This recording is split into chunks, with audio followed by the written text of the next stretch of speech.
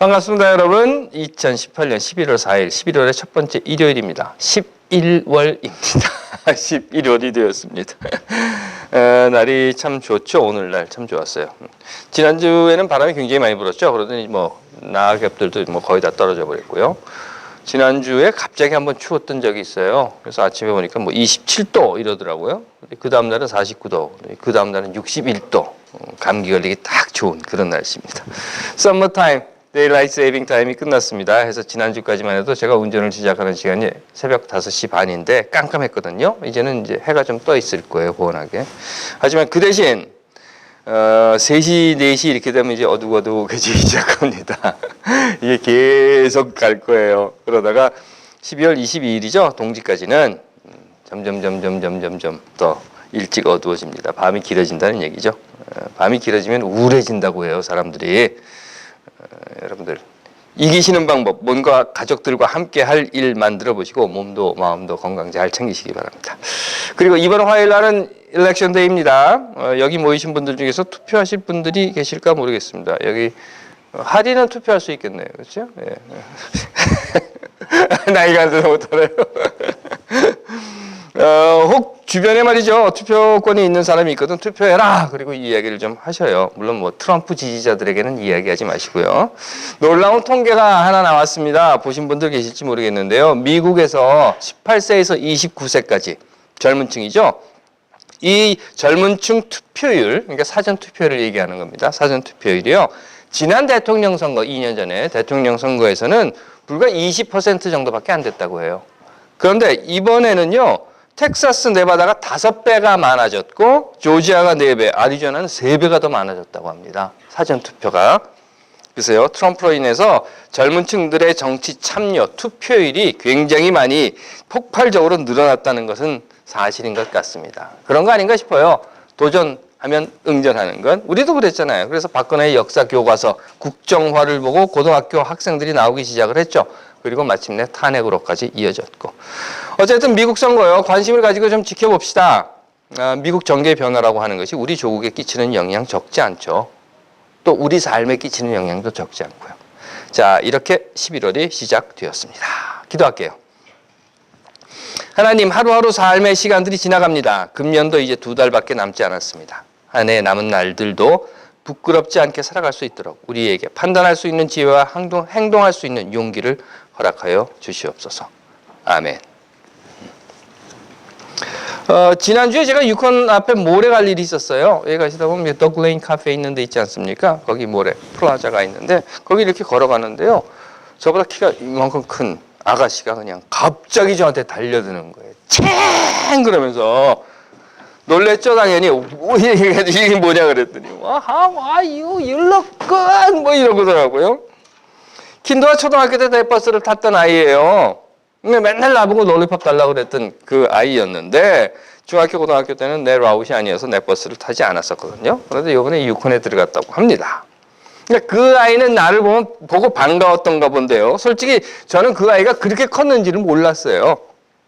그런데 생각을 해보니까요. 그 아이도 자기가 얼마나 컸는지를 몰랐던 것 같습니다. 이런 거 아니겠어요? 아니, 알았겠죠. 알았겠지만 저를 보는 순간에 갑자기 초등학교 학생으로 돌아간 것이 아니었던가 싶어요. 그러니 달려와가지고 와락 저를 안는데 초등학교 때는 제가 이렇게 안아줬거든요. 근데 지금은 이제 제가 안기게 됐더라고요. 승체가 이만큼 커져가지고. 아이들은 잘합니다. 그렇죠? 성장하는 거예요. 하지만 어느 순간 어떤 계기가 되면 자기가 얼마나 잘했는지를 잊어버리는 때가 온다고 해요. 어쩌면 우리 모두도 다 그런 것 같습니다. 그래서는 어렸을 때 친구를 만나면 갑자기 내가 이렇게 컸는데도 그 어린 때로 돌아가 버리는 거죠. 형제나 부모 앞에 가면 또는 어린 시절로 돌아가 버리는 그런 아이가 돼버리는 그런 때가 우리들에게 있다고 합니다. 하지만 그렇다고 해서 그 어린 시절에 멈춰 있지는 않죠. 바이 하고 나면 다시 대학생으로 돌아가는 그 아이처럼 말이죠. 예수의 이야기는요, 사실 우리로 하여금 한없이 작아지게 만드는 그런 것들로 연결되어 있습니다. 아니, 어쩌면 예수 이야기 앞에서 우리는 우리 스스로 한없이 작게 만드는 것인지도 모르겠어요. 하지만 복음서를 우리가 좀 찬찬히 살펴본다고 하면 예수는 늘 우리에게 뭐라고 이야기를 하는가 하면 가라라고 이야기를 합니다. 떠나라는 겁니다. 물론 물고기를 잡고 있었던 베드로, 안드레, 야고보, 요한 이 사람들 보고 나를 따라오너라 라고 부르는 모습도 있기는 하지만 예수가 그들을 부르는 궁극적인 목표는 무엇이었는가 하면 그들로 하여금 예수로부터 떠나가게 하기 위함이었다는 겁니다. 하지만 그 제자들은요, 이 변화라고 하는 것, 즉 나를 따라라. 그래서 내가 선생님을 따라왔는데 이제 나는 간다. 그러니 너희들도 떠나라 라고 하는 그 변화가 몹시 불편했던 겁니다. 아니, 불편함을 넘어서서 못마땅했던 거예요. 왜냐하면 제자들은 이런 생각을 했었거든요. 선생님이 평생 우리와 함께 계셔야 합니다. 항상 선생님이 우리 곁에 계셔야 우리가 든든합니다. 그러니 어디 가지 마시고 여기 그대로 가만히 우리와 함께 계셔 주십시오 라고 했던 겁니다. 사실 우리 사람들은요, 아닌 척 하지만 솔직히 누구나 다 자기의 그 이기주의적인 생각 속에 빠져 있습니다. 제자들에게 예수는 누구였습니까? 자신들의 보호막이었어요. 그래서 배고프면 먹여주고, 모르는 게 있어서 헤매면 알려주고, 병들어서 쓰러져 있으면 고쳐주고, 무슨 일이 쾅 터지고 나면 선생님 하고 달려가면 다 알아서 해결을 해주고. 그래 얼마나 좋겠습니까? 어디 가지 마시고요, 여기 그대로 계십시오. 우리와 늘 항상 계십시오 라고 했던 겁니다. 해서 항상 내가 필요할 때는 선생님 하고 달려가면 착! 또 이거요 그러면 척! 저거요 하면 탁! 요거요 하면 쓱! 하고 해결해주는 그 선생님, 예수가 제자들에게 필요했고, 그 예수가 이제 간다고 하니까, 그러면서 자기들 보고 너희도 이제 가라라고 하니까 못마땅했던 겁니다. 하지만 예수는 이렇게 이야기하죠. 내가 떠나야만 한다. 그리고 너희는 가야만 한다. 그렇지 않다면, 내가 떠나지 않는다면, 그리고 너희들이 늘 내 곁에만 붙어 있다고 하면, 언제까지나 내가 너희들과 같이 있게 된다고 하면 제자들은 너희들은 결국 그렇게밖에 살 수 없을 거야. 무슨 일이 터지기만 하면 선생님 하고 쪼르르 달려드는, 마치 아이들이 무슨 일이 생기면 엄마 하고 달려가는 것처럼.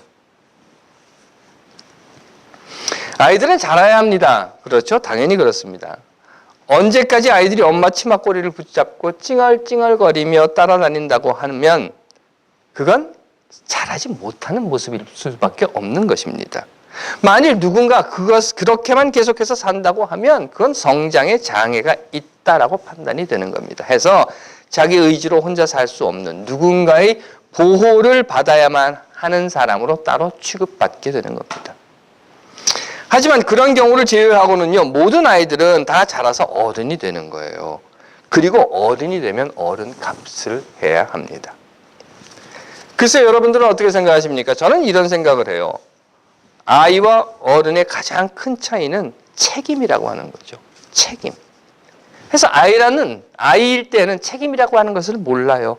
그렇기 때문에 뭐 별소리를 다 하고 별짓을 다 해놓고 나서도 나중에 너 왜 그랬어? 그러면 이러고 만단 말이죠. 또는 굴방 한 대 딱 맞고 나면 아야! 라고 하지만 또 얼마 지나고 나면 다 잊어버리고 마는 겁니다. 그러다가 정말 큰 문제가 터지면 어떡합니까? 부모에게 달려가는 겁니다. 엄마! 하고. 하지만 어른이라면 말이죠. 내가 어른이라고 생각한다면 나는 달려갈 곳이 없는 거예요. 누구에게 달려가겠어요? 그 일에 대한 책임은 나에게 있는 것인데, 그렇기 때문에 내가 어른이라고 하면 최소한 내 입으로 한 말과 내 손으로 행한 일에 대해서는 책임을 질 줄 알아야 하는 겁니다. 아니, 책임을 져야만 하는 겁니다. 그걸 못하면 어른이라고 말할 수가 없게 되는 것이죠. 최근 한국에서 큰 사회적 이슈가 되고 있는 것들 많습니다. 그 중에 한 가지 여러분들도 들어보셨겠지만 심신미약이라고 하는 겁니다. 이제는 법원에서도 이 심신미약에 대해서 극히 엄격하게 판단을 하는 방향으로 바뀌어 가고 있다고 해요. 그래서 판결을 그런 방향으로 해나가고 있다고 하지만 이전에 우리는 이 심신미약이라고 하는 것이 얼마나 엉뚱하게 잘못 사용되었는가 하는 것들을 알고 있습니다. 이런 거예요. 난 술에 취해서 내가 무슨 짓을 했는지 몰랐다. 이러는 겁니다. 나는 정신질환이 있어서 그래서 내가 무슨 짓을 하는지 모른다. 이러는 겁니다. 성폭력을 저지르거나 또는 사형을 한다, 사람을 죽인다 하더라도 내가 몰랐어요. 라고 한다는 겁니다. 그러면 심신미약이라고 했으니까 형을 줄여준다는 겁니다. 어른됨이라고 하는 것은 꾸지람을, 책망을, 그 책임을 담당해야 하는 겁니다. 아니, 감당해야만 하는 겁니다. 그래서 전도서는 이런 말을 하고 있어요. 그러니 젊은이들아, 청춘을 즐겨라. 내 청춘이 가기 전에 하고 싶은 일을 하며 즐겨라. 가고 싶은 데 가보고 보고 싶은 것을 보아라. 그러나 하나님께서 내가 하는 모든 일을 재판에 붙이시리라는 것만은 명심하여라. 예수의 떠남은요, 우리로 하여금 어른 되게 하기 위함인 것입니다. 예수가 떠난다라고 하는 것은 우리들에게 이제 너희가 어른 돼야 해 라고 하는 말이라는 겁니다. 그리고 이 어른됨이라고 하는 것은 이미 앞에서 말씀드린 대로 그 결과를, 그 책임을 감당해야 하는 것입니다. 사실 우리 어렸을 때는요, 빨리 어른 되기를 바래요. 그래서 왜 그런 노래도 부르지 않습니까? 내가 커서 엄마처럼 어른이 되면 하고 신나게 노래를 부르기는 하지만 여러분들 어떠십니까? 이미 어른이 되신 여러분들, 어른이 되니까 아, 이때가 좋았다 이런 생각 들지는 않으십니까? 우리에게 인생은 두 번 없습니다. 아시죠? 단 한 분인 것입니다. 이번에는 사람으로 났다가 다음번에는 토끼로 났다가 그 다음에 다시 또 사람으로 났다가 강아지로 났다, 이런 건 없는 거예요. 단 한 번뿐인 인생입니다. 그렇기 때문에 정말 잘 살아야 합니다.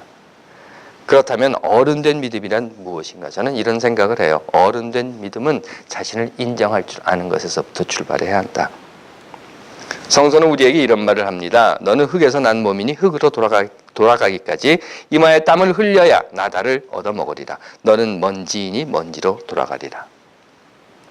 하지만 많은 사람들은요, 자기 스스로를 인정하려 하지 않아요. 자기 스스로를 한계 속에 빠져 있는 사람이라고 인정하지 않는 모습으로 살고자 합니다. 더욱이 신앙이라고 하는 주제가 되면요, 하나님, 뭘 믿고 뭐 이런 주제가 되어버린다고 하면 사람으로서의 불완전성이라고 하는 것, 한계라고 하는 것, 유한성이라고 하는 것은 어딘가 쓱 가려버리고 믿음으로 사람 스스로가 완전해지고 영원해지고 무한해지며 절대 불변의 존재가 되는 것과 같은 망상 속에 빠져들게 된다는 겁니다.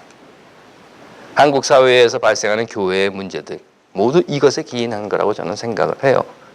목사가 되고 나니까 막말로 이야기해서 눈에 보이는 게 없는 겁니다. 마치 자기 스스로가 하나님이 된 것 같은 그런 착각 속에 빠뜨려 놓고 있다는 겁니다. 자기 스스로를. 그러다 보니 기도는 해요. 하나님, 하나님의 뜻대로 하옵소서. 이렇게 기도를 하면서 하나님의 뜻이 그러면 무엇이 되어야 하는지를 내가 하나님께 가르쳐주고 있다는 겁니다. 하나님, 하나님의 뜻대로 하옵소서. 그런데 하나님 혹시 잊어버리셨을까 봐서 제가 알려드리는데 하나님의 뜻은 이거예요. 아셨죠? 이렇게 말이죠. 또한 어른된 믿음이라고 하는 것은 자기 스스로가 어디로 갈지 어떻게 살아야 할지를 판단하고 결정하고 행동하는 삶이 되어야 한다는 겁니다. 아이들은요, 자기들이 어디로 가야 할지를 몰라요. 그래서 부모가 필요하죠. 보호자가 필요합니다. 그래서 그들이 길을 인도해 주는 겁니다. 내가 내 나이 때에 이런 일을 겪었을 때는 이렇게 했고 또 너와 같은 이런 상황에서는 이런 방법으로 문제를 해결했다라고 가르쳐 주는 겁니다. 그래서 누군가의 인도를 받는 겁니다. 하지만 어른이 되면 누구의 인도를 받는 것이 아니라 이제 내가 알아서 해야 되는 거예요. 내가 알아서 그 길을 찾아가야 하고 내가 알아서 그 문제를 해결해야 하는 겁니다. 내 방식으로. 이것이 어른입니다. 아시죠, 여러분? 우리는 단순히 운명이라는 것에 따라 사는 삶을 사는 사람들은 아닙니다. 물론 우리에게 운명이라고 하는 것, 글쎄요, 불러주신 운명 앞에 나가야 한다라고 하는 것을 무조건 없다라고 할 수는 없을 것입니다. 하지만 분명한 것은 우리를 불러주신 운명 앞에 나가는 것과 마찬가지로 우리는 자유라고 하는 것을 함께 쥐고 살아가야 하는 사람이라는 것입니다. 그것은 믿음이라고 하는 것이 매 순간순간마다 내가 다시 태어나야 하는 판단과 결정이라고 하는 것에 근거해야 하고 항상 붙들고 씨름하고 고민해야 하는 과제라는 것입니다. 그럼에도 남들 다 그렇게 살아. 뭐 어때? 남들도 다 그렇게 하는데 뭐 나라고 다를 것 있겠어?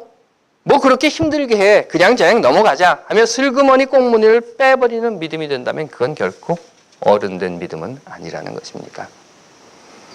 그러므로 어른된 믿음은 자라나는 믿음이 되어야 하고 반복되는 믿음이 아니라 앞으로 나아가는 믿음이 되어야 한다는 겁니다. 압니다. 길거리에서 초등학교 때 스쿨버스 운전사를 만나니까 반가운 마음에 갑자기 자기가 초등학생이 된 것처럼 달려들어가지고 끌어안고 좋아하고 펄쩍펄쩍 뛰겠죠. 하지만 이미 말씀드린 것처럼 바이 하고 헤어지면 그때는 다시 대학생으로 돌아가야 하는 것처럼 우리들도 가끔은 어린아이의 모습으로 돌아가는 때가 있다 하더라도 다시 돌아와야 하는 겁니다. 어제보다 더 나은 오늘을 살아야 하고 오늘보다 더 아름다운 내일을 만들며 사는, 그래서 한 걸음 더 앞으로 나아가는 삶을 사는 것, 이것이 곧 어른된 믿음의 삶이라고 하는 것입니다. 이런 믿음을 가지고 세상을 살아가는 것도 마찬가지라고 저는 믿습니다. 어제 군사 독재를 겪었다면 오늘은 민주주의로 한 걸음 더 나가야 하는 것이고, 어제 매판 자본과 대기업의 횡포로 극심한 소득 불균형을 잃었다고 하면 오늘은 함께 잘 사는 정의로운 소득 분배로 나가야 하고, 어제 전쟁과 분단의 고통 속에 있었다면 오늘은 그리고 내일은 평화와 통일로 나가야 한다는 것입니다. 이것이 어른된 자들이 세상을 살아가는 삶의 모습이라고 저는 믿습니다. 하나님께서 사랑하시는 여러분, 여러분들은 어른이십니까? 어른된 믿음으로 삶을 살고 계십니까? 그러시다면 어제보다 좋은 오늘을, 그리고 오늘보다 더 아름다운 내일을 만드는 여러분들의 삶이 되셔야 할 것입니다. 이것이 오늘 우리에게 들려주시는 하나님의 음성이라 저는 믿습니다. 기도하겠습니다. 하나님, 내일이 오늘보다 더 좋은 아름다운 세상이 될 수 있도록 우리에게 책임을 지고 생각하고 판단하며 행할 수 있는 어른된 믿음을 허락하여 주시옵소서. 아멘.